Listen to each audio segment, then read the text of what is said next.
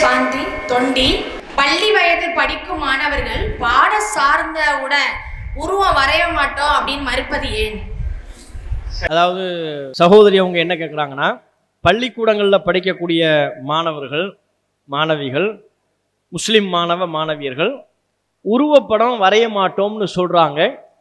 அது சார்ந்து பணி கொடுத்தா அதை செய்கிறதில்ல, நாங்கள் வரைய மாட்டோம் அப்படின்னு சொல்கிறாங்களே, அது என்ன காரணம் அப்படின்னு கேட்குறாங்க. இஸ்லாமிய மார்க்கத்தில் எங்களுக்கு என்ன சொல்லப்பட்டிருக்கு, உருவம் குறித்து என்ன சொல்லப்பட்டிருக்குங்கிறத சுருக்கமாக நம்ம சொல்லிடுறோம். இஸ்லாமிய மார்க்கத்தை பொறுத்தவரையும் இந்த உருவம்ங்கிற ஒன்று இருக்குல்ல, அது ஒரு நேரம் இல்லை என்றால் ஒரு நேரம் ஒரு டேஞ்சரான நிலைக்கு கொண்டு சென்று விடும். இஸ்லாத்தினுடைய அடிப்படையை இறைவன் ஒருவன் மட்டுமே வணங்கப்பட வேண்டியவன். படைத்த இறைவனை தவிர வேறு யாரையுமே நாங்கள் வணங்கக்கூடாது, எந்த உருவத்தையும் வைத்து வழிபாடு செய்யக்கூடாது. முகமது நபிகள் அவர்களை கூட நாங்கள் உருவப்படம் வரையக்கூடாது. நபிகள் அவங்க நாங்கள் யாருன்னு பார்க்கல, பார்த்தவங்க இருந்தாங்க, பார்த்தவங்க அவங்க காலத்தில் உருவப்படம் வரைஞ்சாங்களான்னு வரையலை. இன்றைக்கு எத்தனையோ பல தலைவர்களுக்கு சிலை வைக்கிறார்கள், அவங்க உருவப்படத்தை வீட்டில் மாட்டி வைத்து மாலை போடுகிறார்கள். அப்போ நபிகள் நாயகம் இதெல்லாம் செய்வதற்கு தகுதியானவர்களான்னு கேட்டால் தகுதியானவர்கள் தான். இஸ்லாத்தில் கூடாது. ஏன்? இஸ்லாத்தை பொறுத்தவரையும் இறைவன் ஒருவனைத்தான் வணங்கணும், இறைவனை தவிர வேறு யாருக்கும் எந்த வணக்க வழிபாட்டையும் செய்துவிடக்கூடாது. அதனால தான் நபிகளாருக்கு கூட சிலை வைக்கக்கூடாது, நாங்கள் நபிகளாருக்கு கூட உருவப்படத்தை வரையக்கூடாது என்று இஸ்லாம் எங்களுக்கு சொல்லிவிட்டது. இது ஒரு விஷயம். அதோடு சேர்த்து இஸ்லாம் என்ன சொல்லுது, உங்க வீட்டில் உருவப்படங்களை எல்லாம் வைத்துக் கொள்ளாதீர்கள். முஸ்லிம்கள் உருவப்படங்களை வரையாதீங்க. உருவப்படங்களை ஒருவர் வரைவாரையானால் அவர் மறுமை நாள்ல அல்லாஹ் அவரை கொஸ்டின் பண்ணுவான். என்ன கொஸ்டின் பண்ணுவான்? நீ தானே இந்த உருவப்படத்தை வரைந்தாய், இதுக்கு நீ உயிர் கொடு பார்ப்போம் அப்படின்னு அல்லாஹ் கொஸ்டின் பண்ணுவானாம். இறைவன் எங்களை கொஸ்டின் பண்ணுவார் என்று எங்களுக்கு எங்க நம்பிக்கையில எங்க மதத்தில் அவ்வாறு எங்களுக்கு சொல்லப்பட்டிருக்கிறது. அதனால நாங்கள் உருவப்படங்கள் வரைவதை நாங்கள் தவிர்க்கணும். உருவப்படங்கள் வரைவது என்பது மார்க்கத்தில் எங்களுக்கு தடுக்கப்பட்டிருக்கிற ஒன்று. உருவப்படங்களை வீட்டிலும் நாங்கள் வைக்கக்கூடாது. எங்க வீட்டில் எங்க அப்பா படத்தை, எங்க அம்மா படத்தை, அல்லது எங்க பாட்டி எங்க தாத்தா அவங்க படத்தை எல்லாம் சுவற்றில் மாற்றலாமான்னு மாட்டக்கூடாது. எங்களுக்கு அது தடை. ஏன்? இன்னைக்கு மாட்டி வைப்போம், நாளைக்கு அதில் போய் ஒரு மாலையை போடுவோம், அடுத்த பக்கத்தில் ஒரு தீபத்தை வைப்போம், அதுக்கடுத்த தலைமுறை அவங்களை கும்பிட ஆரம்பிச்சிருவாங்க, வணங்க ஆரம்பிச்சிருவாங்க, முன்னோர்கள் கடவுள்கள் சொல்லி வணங்க ஆரம்பிச்சிருவாங்க. இது இஸ்லாத்துல கூடாது. இஸ்லாத்துல வணக்கம்னு சொன்னா இறைவன் ஒருவன் தான். இறைவனை தவிர பெற்ற தாயை வணங்கக்கூடாது, தந்தையை வணங்கக்கூடாது, முன்னோர்களை வழிபடக்கூடாது. அவங்க எல்லாம் மதிக்கணும். தாயை, தந்தையை, பெற்றோர்களை, முன்னோர்களை மதிக்கணும், மரியாதை செய்யணும். ஆனால் அவர்கள் வணக்கத்திற்குரியவர்களாக போற்றக்கூடாது, காலில் விழக்கூடாதுன்னா இஸ்லாத்தில் எங்களுக்கு சொல்லப்பட்டிருக்கு. இப்போ முஸ்லீம் அல்லாதவர்கள் சர்வ சாதாரணமாக அவங்க பெற்றோரின் காலில் விழுவாங்க, பெரியவர்களின் காலில் விழுவாங்க. ஆனால் இஸ்லாத்தை பொறுத்தவரையும் நாங்கள் யார் காலையும், எங்கள் பெற்றோர்களின் காலிலையோ யாரு காலையும் நாங்கள் விழக்கூடாது. ஏன்னா வணக்கத்திற்குரியவன் இறைவன் ஒருவன் தான். அப்போ அந்த வணக்கத்திற்குரியவன் இறைவன் ஒருவன் தான் என்கிற கான்செப்டை தகர்க்கிற விதமா உருவ வழிபாடு நாங்கள் வைத்துக் கொள்ளக்கூடாது. எங்கள் வீட்டில் உருவத்தை நாங்கள் வைக்கக்கூடாது, உருவத்தை வரையக்கூடாது என்று எங்களுக்கு சொல்லப்பட்டிருக்கிறது. இதனால் அந்த மாணவ மாணவியர்கள் என்ன செய்யறாங்க, சில முஸ்லிம் மாணவ மாணவியர்கள் நாங்கள் உருவத்தை வரைய மாட்டோம் அப்படின்னு சொல்லியிருக்கலாம். இஸ்லாத்தில் எங்களுக்கு சொல்லப்பட்டிருக்கிற நம்பிக்கை என்கிற காரணத்தினால.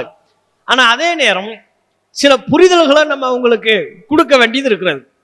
இப்போ உருவத்தை வரையக்கூடாதுன்னு இஸ்லாம் எங்களுக்கு சொன்னாலும், உருவத்தை நாங்கள் வைத்துக் கொள்ளவே கூடாது என்று இஸ்லாம் எங்களுக்கு சொன்னாலும், சில விதிவிலக்குகளும் அதில் இருக்கு.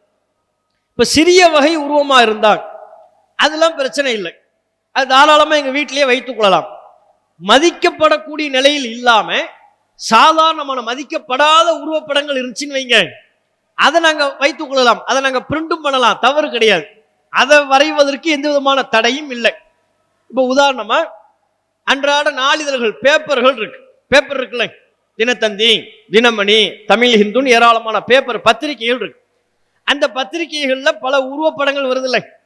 கட்சி தலைவர்களுடைய படம் வருகிறது, சினிமா நடிகர்களின் படம் வருகிறது, ஊர் மக்களின் படம் வருகிறது, பல்வேறு நபர்களினுடைய படம் அதுல இடம்பெறுகிறது. இப்ப இதை ஒரு போட்டோ எடுத்துட்டோம் நீங்க, இந்த போட்டோ கூட இதுல வரும், பத்திரிகையில வரும், உங்க படங்கள் எல்லாமே பத்திரிகையில வரும். இப்ப இந்த பத்திரிகையை நாங்க வீட்டுல வாங்கி வைக்கிறோம், அதுல உருவம் இருக்கத்தானே செய்யுது. உருவங்கிறது தானே உருவம், நம்ம உருவம் தானே உருவம். அந்த உருவம் இருக்கத்தான் செய்கிறது, பத்திரிகைகள்ல உருவம் இருக்கிறது. ஆனா அது வழிபடக்கூடிய நிலையில இல்லை. அதை வச்சு யாரும் வழிபாடு செய்ய போறது இல்லை. அந்த உருவம், அந்த பத்திரிகையில இடம்பெறக்கூடிய உருவத்தை யாருமே மரியாதை பண்ண மாட்டாங்க. அது சாதாரண ஒரு பேப்பர் படிப்பாங்க, ஒரு செய்தியை தெரிந்து கொள்வதற்காக வேண்டி படிப்பாங்க, படிச்சு முடிச்ச உடனே தூக்கி போட்டுருவாங்க, ஓரமா போயிடும். அதுக்கப்புறம் சாப்பாடு சாப்பிடுவதற்கு எச்சில் போடக்கூடிய ஒன்று அந்த பேப்பரை பயன்படுத்துவோம். அதுல எந்த தலைவர் படம் இருந்தாலும் சரி, எச்சில் போடுவதற்குரிய ஒரு பேப்பரா நம்ம அதை பயன்படுத்த ஆரம்பிச்சிடணும். தண்ணி சிந்தி விட்டது, தண்ணியை உறிஞ்சுவதற்குரிய பொருளா பேப்பர் எடுத்து கீழே போடுன்றோம். குழந்தைகள் சிறுநீர் கழித்து விட்டது, பேப்பர் எடுத்து போடுன்றோம். குழந்தைகள் மலம் போய்விட்டது, பேப்பர் எடுத்து அதுல போடுன்றோம்.